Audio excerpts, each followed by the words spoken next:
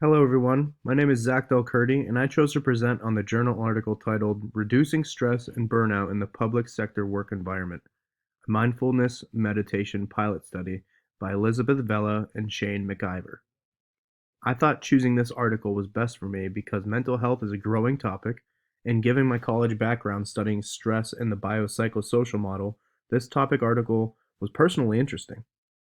This is also reflective of a study I could potentially conduct in the future, and given the regular stress we all experience every day, we can all afford to learn about how our mental functions in different states.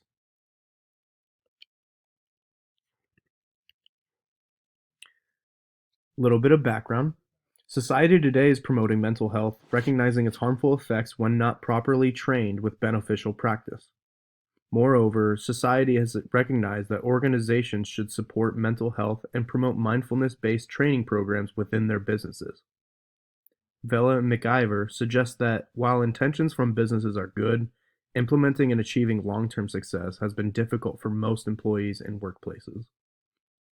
The authors also imply from previous work by Brown and Ryan in 2003 that effective short-term coping strategies do not focus on the physiological response from stress and burnout, nor develop any sort of resilience from work and life stressors. Stress has also been associated with a range of comorbidities, including cardiovascular disease, reduced immune function, depression, anxiety, and a host of others. In short, Vella and McIver's purpose of this study was to see how a cost-effective intervention about mindfulness training in a public organization can impact the stress levels of its employees. For the methods, Vella and McIver conducted this study with a government office, recruiting 82 participants in various job roles. 65 total participants signed up for the program, and with a 65% retention rate, 42 people total completed the program with valuable data.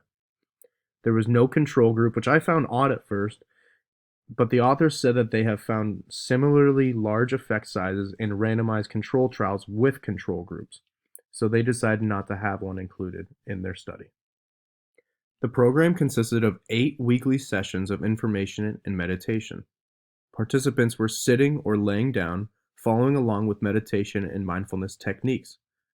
After meditation, participants could volunteer to reflect and ask questions about the training. Meditation CDs were also distributed to participants for their daily loggings outside of work and at home. The CD comprised of 3 guided meditations incorporating breathing meditation, body scan meditation, and mind-body-breath meditation practices. It also included an unguided meditation. They also encourage yoga, mindful eating, and mindful walking practices outside of the course because they weren't able to incorporate it into their study given the time frame that they had.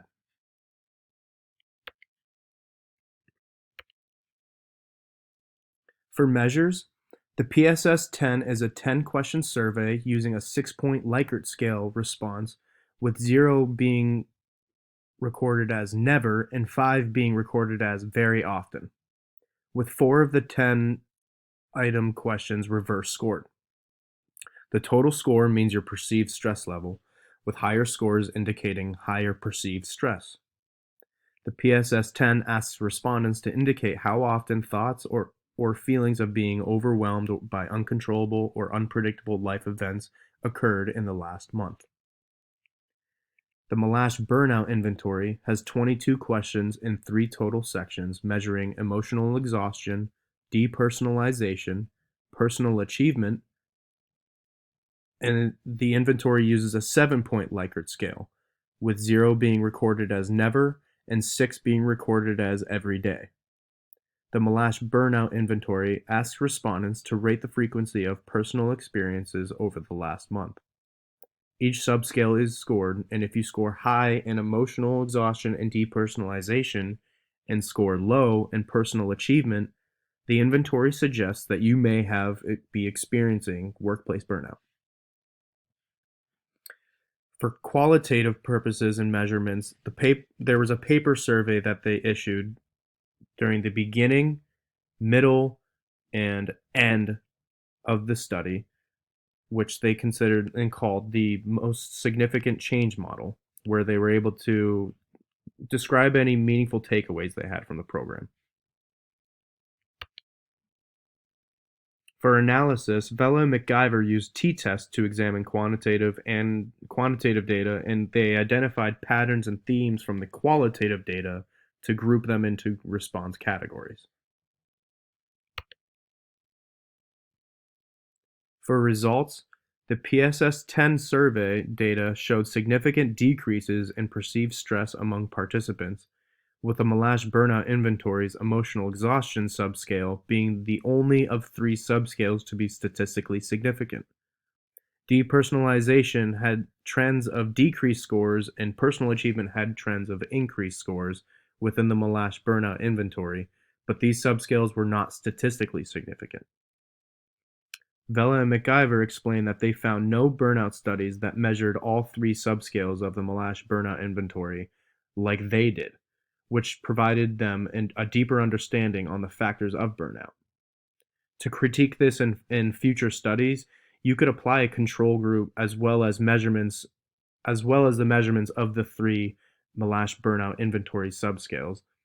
This combination of methods with the current study, as well as the 7 other burnout studies that Vella and McIver looked at and failed to find the 3 subscales in, this could provide a stronger validity and strengthen their results. For discussion, decreased scores in emotional exhaustion has many positive outcomes.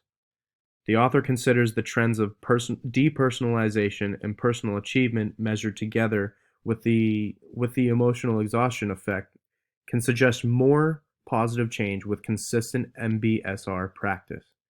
MBSR stands for mindfulness-based stress reduction. Using additional burnout inventories, such as the Copenhagen Burnout Inventory, could further validate data and solidify themes associated. With regard to the quantitative data showing decreases in perceived stress and burnout, Vella and McIver suggest with consistent mindfulness practice, your personal self-worth and motivation gain as a result, regardless of what stimuli comes from the workplace. They deduce that both quantitative and qualitative measures together imply an increased awareness of chronic stress responses and the ability to manage stress triggers. This can only get stronger the more that you practice. Remember, practice always makes perfect. As perfect as we can be, I should say. In the end, mindfulness meditation is relatively efficient and low cost for organizations and will ultimately educate and help employees fully cope with their stress and burnout.